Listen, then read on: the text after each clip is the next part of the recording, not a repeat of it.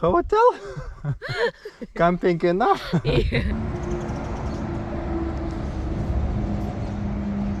Год назад я выехал из салона на том самом гусе с доброй мордой, который ушел в историю. Приглашаю вас присоединиться к по-настоящему большому путешествию, которое начиналось как дорога из Дубая в Исландию. Но жизнь внесла свои коррективы, и не раз. Я сам еще не знаю, куда приведет эта дорога.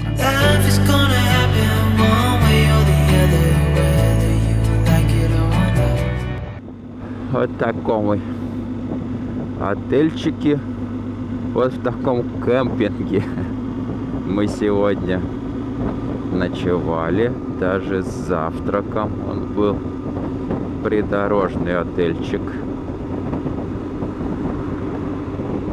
После вчерашнего нашего опыта с вайлд-кемпингом в итоге мы заночевали в этом отельчике. Сейчас продолжаем наш путь в Мерсин с прежней целью отведать там вкуснейшие тантуни. Сегодня 10 мая. Нам нужно 12-го, желательно 12-го быть в Измире, потому что 13-го самолет. А раз самолет, значит, соответственно, что? Правильно. Нужно как-то где-то кем-то пристроить ГГшика. Ну, пристроить это половина делов. Нужно порешать вопросы с таможней. Потому что в паспорте у меня стоит штампик, то, что я пересек границу на ГГшике. И нужно пройти какие-то там формальности, что я выезжаю без ГГшика. Временно. И сколько эти формальности займут по времени, по сложности, не ясно. Так что вот такие пироги. Едем мы за есть тантуни.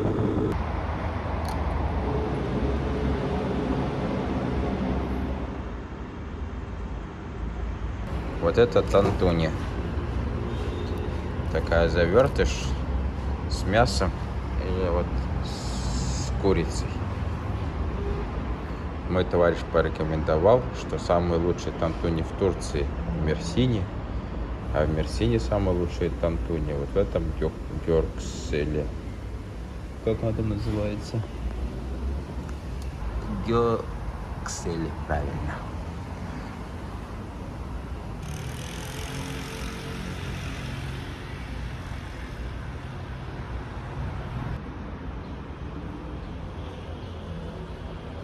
Этот салгам напиток интрис такой интересный, но он на любителя. Он такой кисло-солено. Ну, вот этот будет конкретно вот этот острый. Еще тот вот этот. Это вот обычный был, не острый. И некоторые прям очень его любят, а некоторым он не нравится. Вот мне он нравится.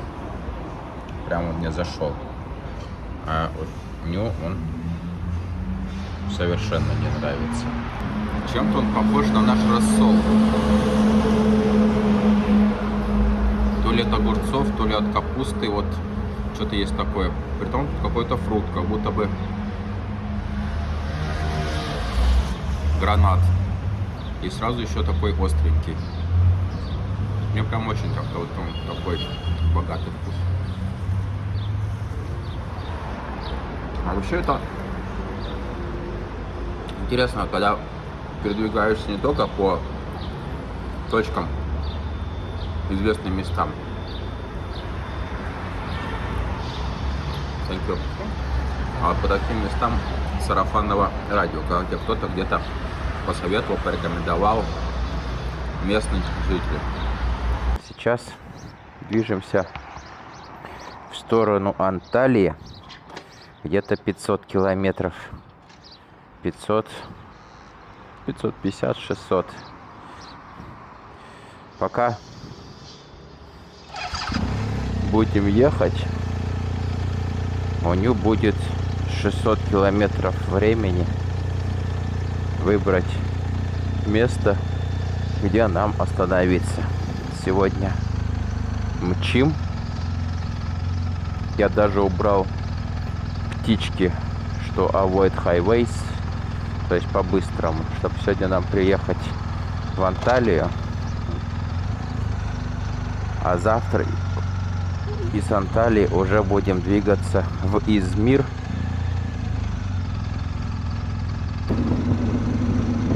Я думаю, до самого вечера мы кушать не будем хотеть. Можно будет ехать с небольшими только техническими остановочками. И все. Дорожка из Мерзина в Анталию вдоль побережья через все эти маленькие курортные городки, расположенные на побережье, поэтому получается довольно медленной. И не то что ограничение скорости в городках, сколько перекрестки, светофоры. На них стоишь, едешь, стоишь, едешь. Кое-где дорога сворачивает туда, в горы. Получается пробег километров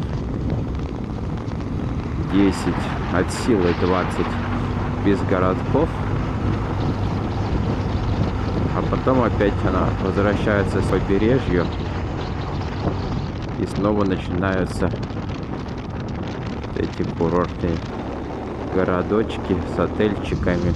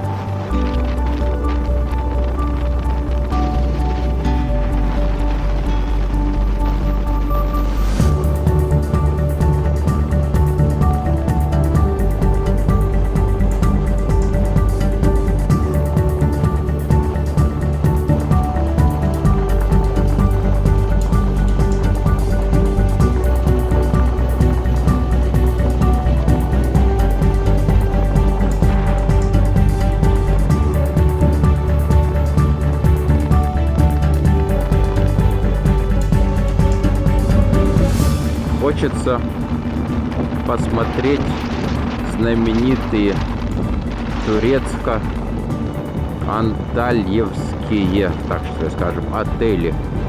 Я никогда в Анталии не был и не он. В принципе, этот раз, вот это сейчас, это у меня первый раз, когда я в Турции. Так что у меня нету опыта участия в знаменитых all-inclusive турах.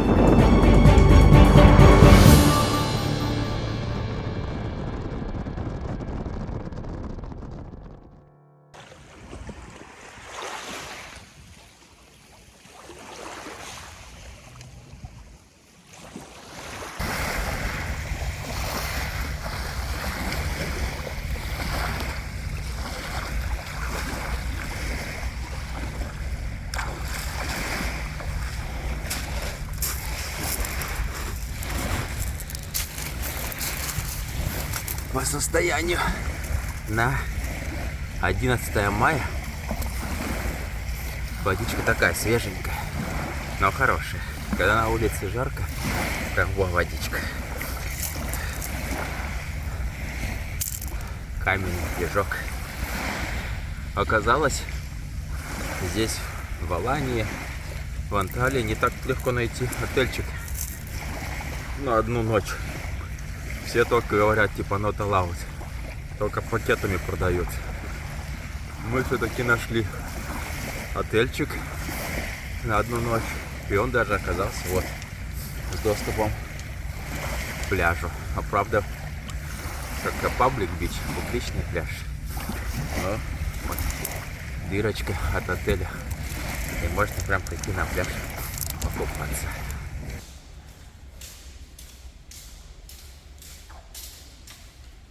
Тронулись мы в нашу крайнюю точку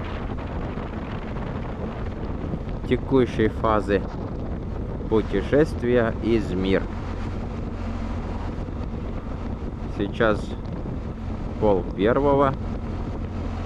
Потихонечку выбираемся из Анталии в направлении Измира, 500 километров пути нам.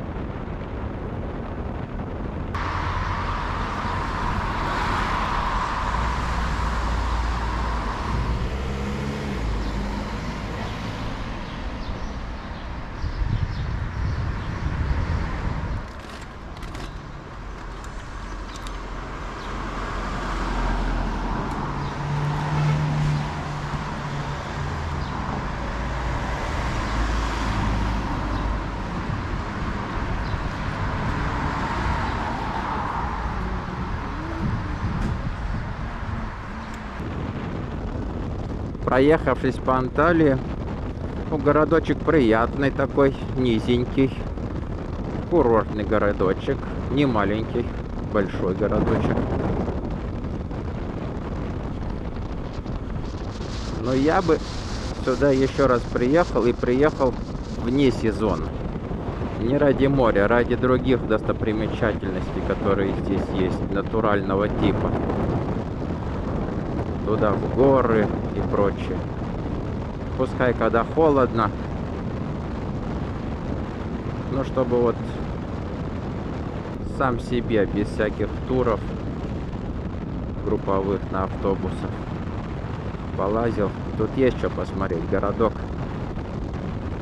хороший, интересный.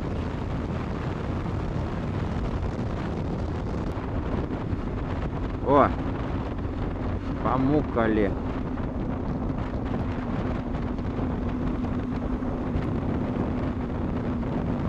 Я помню Памуккале очень-очень давно.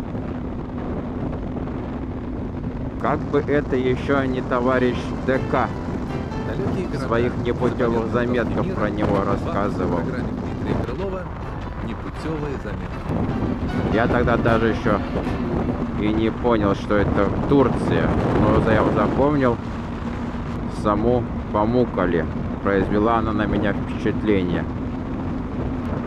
Я думаю, половина населения бывшего Советского Союза уже там была и знает, что это такое. Я там еще не был. Это такие озера с белой такой, я не знаю как сказать, почвой, в общем, из соли. То есть озера как будто в соли. И я рассказываю это вот чисто сейчас из памяти восстанавливаю. Я давно не видел этих фотокарточек. И вот сейчас увидел, всплыла у меня в памяти это Памуккале. Вот у меня прям перед глазами вот такие вот эти озера. Вода вот в таких белых, я не знаю как сказать, бассейнах, колодцах. Натуральное это, природное такое образование. Почему-то каскады этих озер. Фотокарточку чужую вставлять не буду. А вот когда я все-таки доберусь до него, вот тогда я и фотокарточку сделаю. Сейчас у нас времени, к сожалению, заехать в Памуккале. Как же я о нем забыл? Памуккале. Времени у нас туда заезжать нету. Едем в Измир. Нужно ставить ГГшек. Потому что нужно вернуться и заработать деньги на следующую фазу в путешествии. А вот когда-нибудь на обратном пути, который когда будет, я пока даже сам не знаю, надо заехать еще и в Памукали. Что-то чувствую, нужно завести список, что нужно сделать на обратном пути. Уж очень много я уже наговорил про на обратном пути. Начиная в Иране и в Турции.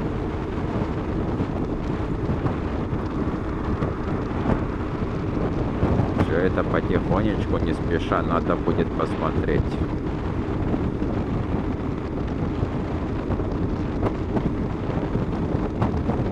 Can you switch off my mic? Перед помещением на хранилище надо ГГшечку помыть.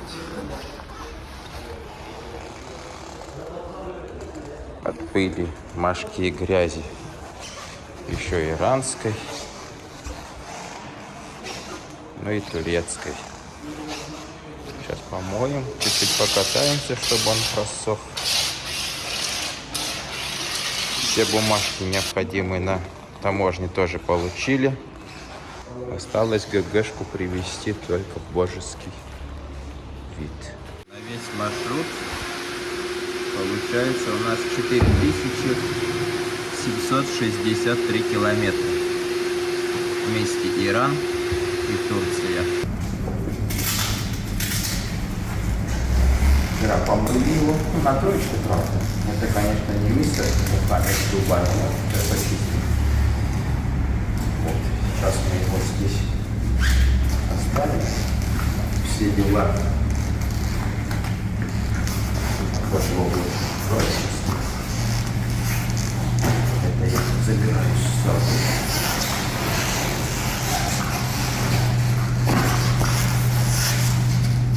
И помощи. В аэропорт.